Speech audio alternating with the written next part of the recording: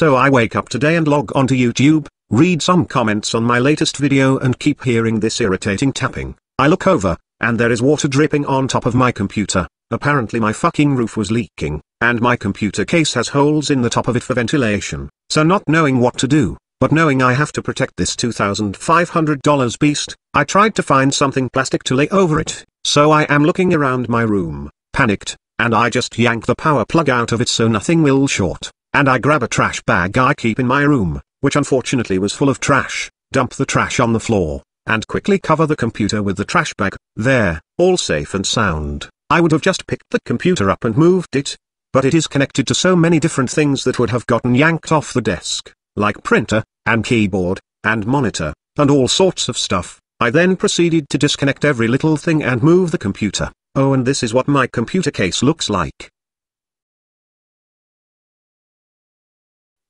And yes, it comes with the LEDs. There is a switch that turns them from default blue to green, red, off, alternate, and flash. Notice the headphone holder, that thing is pretty nifty. Notice the trays, that's where your hard drives go. Each tray fits a 2.5 and 3.5 sized drive. Just press a button and pop out a tray, stick a new hard drive in the tray, pop it back in. I don't know if it is hot swappable. I always power down to do that, just to be on the safe side. When you put the tray in, it plugs into a power supply and the SATA connector, so you don't have to disconnect and reconnect anything. Pretty cool. And here is a top view. Notice the holes in the top I was talking about? Well, the water wasn't splashing in them, just on the plastic right next to it, so everything's alright. And yes, I built this computer myself, in case anyone was wondering. Here is a modified version of the case, which is a Thermaltake Level 10 Snow Edition, and none of these photographs are actually my own, they're just images I pulled from the web. Anyhow, here is a modified version that I don't believe is commercially available. I believe this was custom painted for a movie about Aztecs or something. I seriously don't know if they ever turned this into a commercially available edition, but it looks pretty cool. Anyhow, I have been having leaking problems downstairs for the past month or so, and it always looked like it was coming from my bedroom, but my bedroom would always be dry. I assumed it was coming from under my bedroom window, the second-story roof. I tried tarping that area, but still the leaks persisted. But now I know where the water had been coming from all along. It had been coming from the roof above my bedroom, running down the sloped area, dripping down the wall, and then leaking through the ceiling of the downstairs. As you can see here, I beat through the sheetrock, breaking through the wall and ceiling to find out where the water was coming from. I had to rip out all the insulation from the area. It was soaking wet, so basically I tore my room up pretty good. The floor was covered in wet smelly insulation, so my bedroom is in shambles. But the good news is I found the exact area that is leaking. I have a bucket under the leak so that the water drips straight down, which is 2 feet from where I am sitting at the moment. Can't do much today or tomorrow since it is going to be non-stop raining. The sound of the constant dripping has made me have to go pee a lot. And again, lots of cleanup after tearing up my bedroom. And my fist is sore, since it didn't dawn on me for a few minutes that if I am going to break through the sheetrock, a hammer would have been better. And notice here the board that has come undone. That happened as I was beating through the sheetrock. The board went pop, and so just that much more that has to be fixed. I just want to squeeze something in before we get on with it. I have changed the link to my blog on my About section on my YouTube channel. The old one was to my LiveJournal blog, which I don't think I have updated in 6 months, and the new one is to my WordPress, which I update here and there, although I do need to update the video section of it. Anyhow, let's get on with the video. I don't want to be Sale Palani that spends 14 minutes talking about a mouse in a 15-minute video about why MRAs suck.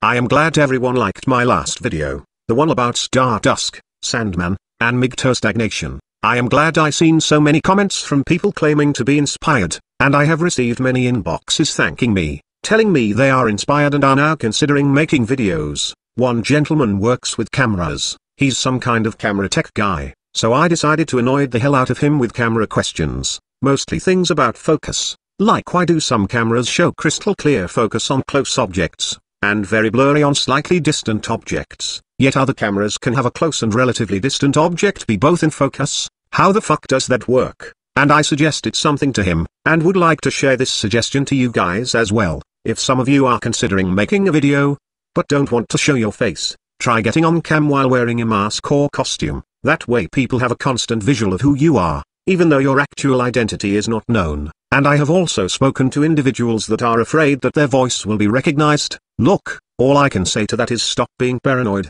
Unless you're famous, no one is going to recognize your voice. Your face, on the other hand, it's possible if you got YouTube famous enough, someone you know in real life might spot you, but not by your voice. Anyhow, consider the costume idea. It's still possible someone might spot your bedroom, but how many people know you, that have actually seen your room, and would spot it? Though you might want to be cautious to remove anything identifiable like wearing a shirt or having a banner with your school's name on it. People could use that information, guesstimate your age, check out your school's yearbook, and possibly spot you if you haven't changed your appearance that much since then. Anyhow, if voice recording is all you're comfortable with, go for it, but keep the costume idea in mind. Now I want to share some of the comments I got on my last video.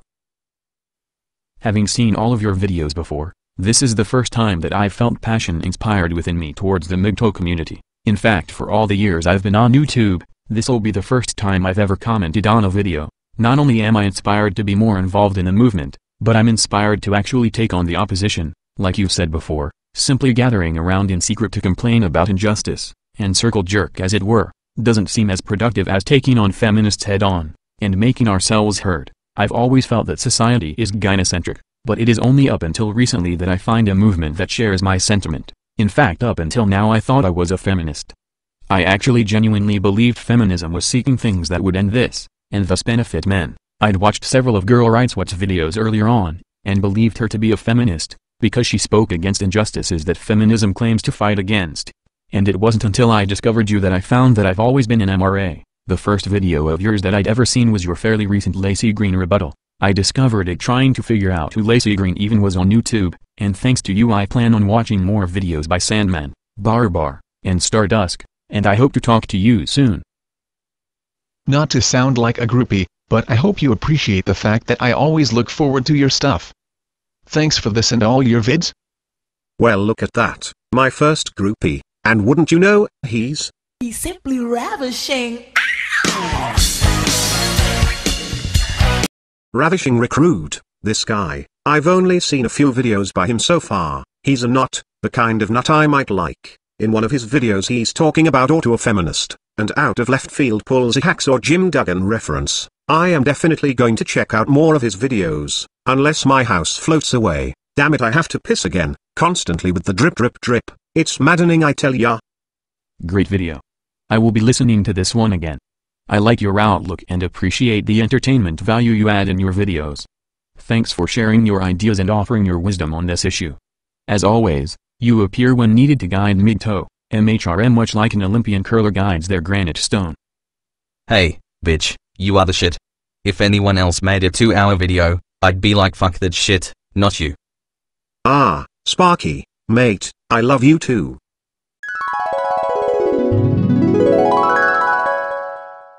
Is it just me or is Sparky sounding a bit Aussie today? I love you so much, that I stole your entire gimmick. You see, a lot of people think you're a comical genius, but I found out long ago, you're not the comedian. The feminists are. Here's an example of what I mean. I'm a feminist because I was told the first time I had sex would be painful and bloody. I was terrified. What the fuck? I got nothing for that. I don't know how feminism would help with that.